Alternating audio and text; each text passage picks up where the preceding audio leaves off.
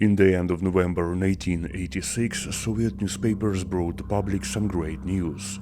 The sarcophagus over Chernobyl Reactor 4 was completed. Built by 90,000 people in just 206 days, it confined the core of the Chernobyl disaster. The readers could be calm. There were nearly 200 tons of nuclear fuel inside the reactor, but scientists found that almost all of that remained inside. This was true, except for one small detail that no one shared. No one knew where exactly this fuel was. So, while the media presented the sarcophagus as the end of a challenge, these people knew it was just the beginning. This is their story. These people were part of a joint operative research group. It brought together researchers from the Soviet Ministry of Medium Machine Building, the Academy of Sciences, and leading institutes of Ukraine, Belarus, and Russia. The guiding force was the Igor Kurchatov's Institute of Atomic Energy. And all of them perfectly understood what they're dealing with. And as you will see next, some of them, like Konstantin Chernobyl, went to true extremes in their efforts. Because in front of them was a massive task. They needed to understand what danger the nuclear fuel inside Reactor 4 still posed, and in what form it now existed. Then they had to build a computerized system to monitor the processes inside. And last but not least, to form a vision for what should be done with it in the future, decades ahead.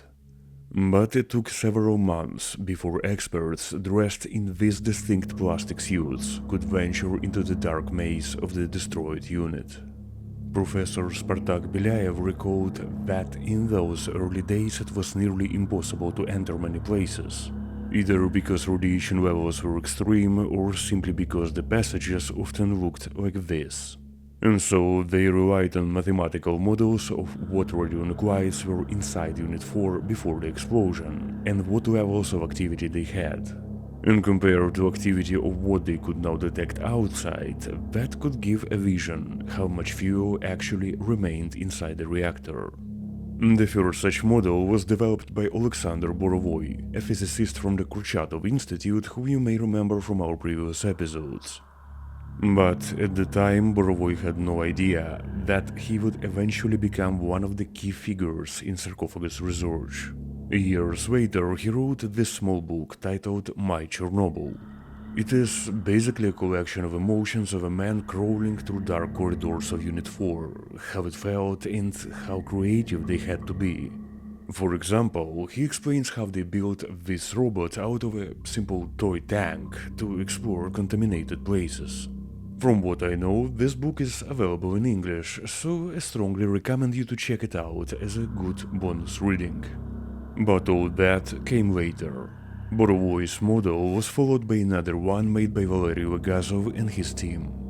Their conclusion: more than 90% of the reactor fuel remained inside, intact or melted. But pinpointing its exact location remained a complex task.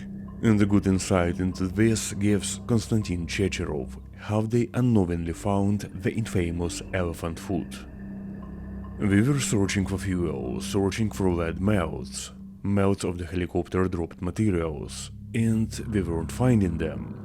Radiation levels in the thousands of roentgens per hour were recorded at every approach to the reactor shaft, from below, from above, from the sides, but we couldn't find anything visible. There was nothing that could be clearly identified as nuclear fuel. For the first time, a really extreme gamma source was detected in June 1986. Back then, we were measuring gamma radiation in the room 017/2 at the ground level. The radiation there was around 25 roentgens per hour, and our device could measure up to 3000 roentgens. But when it was raised to the 6-meter level, it suddenly maxed out and just broke down.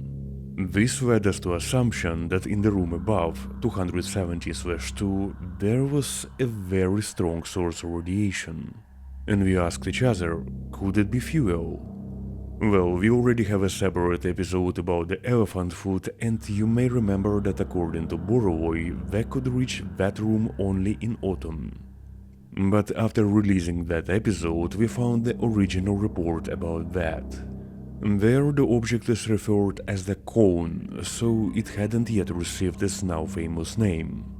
And there is also a notice that the radiation measured at a half meter or roughly 2 feet was around 8,000 roentgens per hour. But anyway, that was just the very first of several such formations they found inside the reactor building. And contrary to popular belief, it was far from the most powerful. In reality, there was a big problem to reach some places.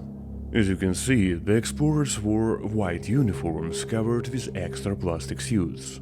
There is no way one can protect against gamma radiation, but using these suits, they could block hard beta and alpha particles. The downside, well, it was really difficult to move in them. And sometimes they had to crawl through extremely narrow gaps. And now imagine doing that, for example, in some semi-flooded places and having intense radiation all around. That's why they needed to find some alternative method. And recently we found this fascinating report by Volodymyr Shykalov.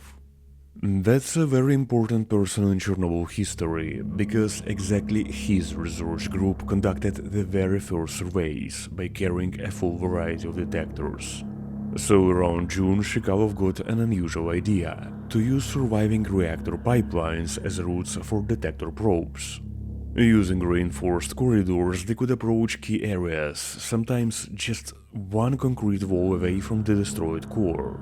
And then, by knowing pipe layout, they guided detectors into specific spots.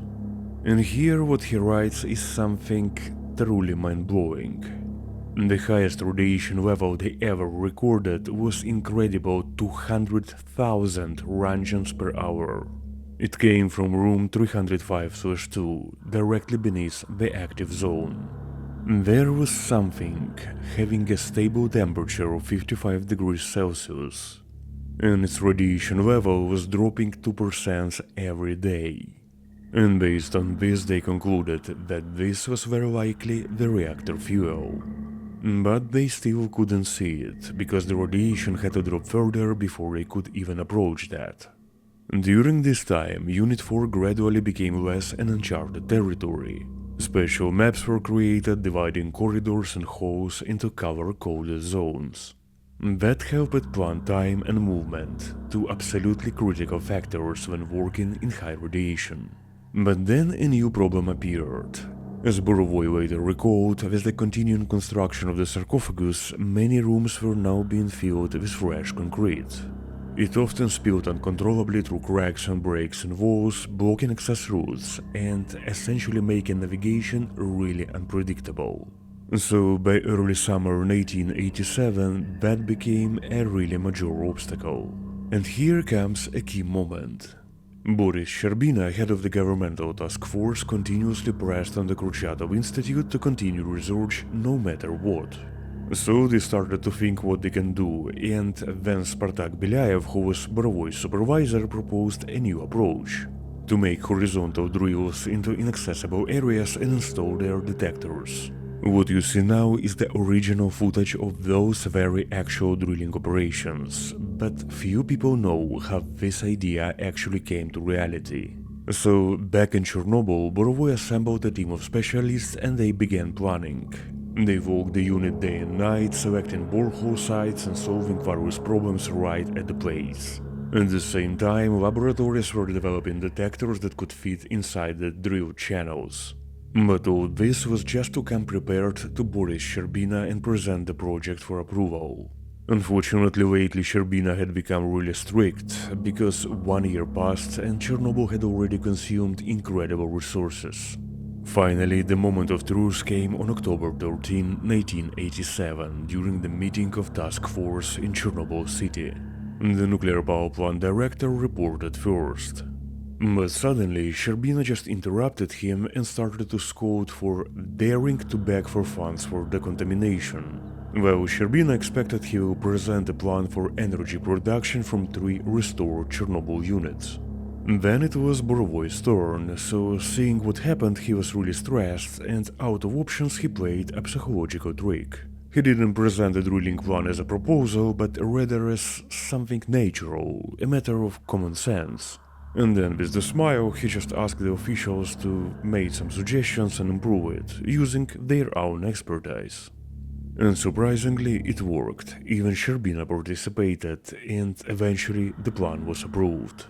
To carry it out, the operative research group was now transformed into Kurchatov Comprehensive Expedition. At its peak, it included more than 3,000 specialists from top research institutes of all Soviet Union. And most of the scientific data we now know from the 5 first years after the disaster came exactly from their work. And a few months later, designated rooms were finally ready, so the drilling began. The most important discovery came on May 3, 1988.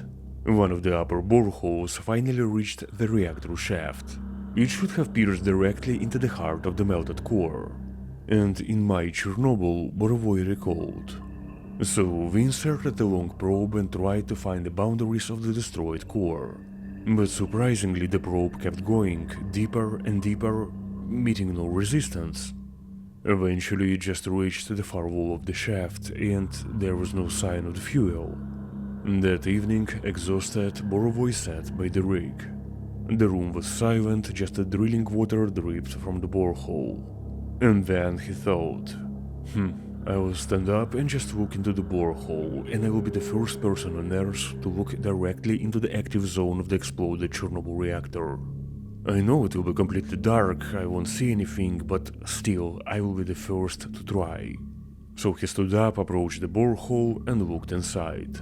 And all of a sudden, a loud voice shouted from the hole, telling him to get out if he couldn't work properly. At first, he thought he had lost his mind, so he sat back down, looked at the borehole, and then decided to try again. The voice returned, and then suddenly he understood what is going on. So another crew several floors below was drilling a parallel borehole into a water shielding tank, so-called Scheme L of the reactor. The empty tank now had become a perfect echo chamber. Well, the situation was surreal and funny, but eventually the serious question remained. Where is the core, 200 tons of uranium, and all the graphite? They drilled a second borehole. Through one they inserted floodlights, through another a periscope, and what they saw completely shocked them. The reactor shaft was practically empty. It took years to understand how that was actually possible. Dozens more boreholes were drilled and countless detectors were installed. Manned missions also continued, and some of them were truly extreme. Earlier we mentioned Konstantin Chernobyl. He is sometimes called the most irradiated man who ever lived. This is because he repeatedly climbed inside the destroyed active zone for visual inspections. And over 10 years at the Chernobyl site he received a cumulative dose of mind-blowing 2200 Rangens. But he was a nuclear scientist, and as all his colleagues, he perfectly knew what he was doing. He just made his choice. Chernobyl passed away in 2012 at the age of 65. But he was only one of many scientific heroes. A few years after this collective efforts, the fuel's location and conditions inside the sarcophagus were much better understood. And in 1990, Oleksandr Borovoi compiled these findings into a fundamental report. It's called Technical Justification of the Nuclear Safety of the Shelter Object, or shortly TUYAB 90. 35 years later, this document is of course obsolete. But back then, it was the very first step towards a future of research no less unique. However, that's a story for our next episodes. If you like this video, don't forget to subscribe. You can find translated original reports by Volodymyr Shykalov and Oleksandr Borovoi, which we mentioned in this episode, on our Patreon page, along with unique photo archive of the Kurchatov Comprehensive Expedition. The link is in the description below. And we will see you in the next episode of Chornobyl Uncharted.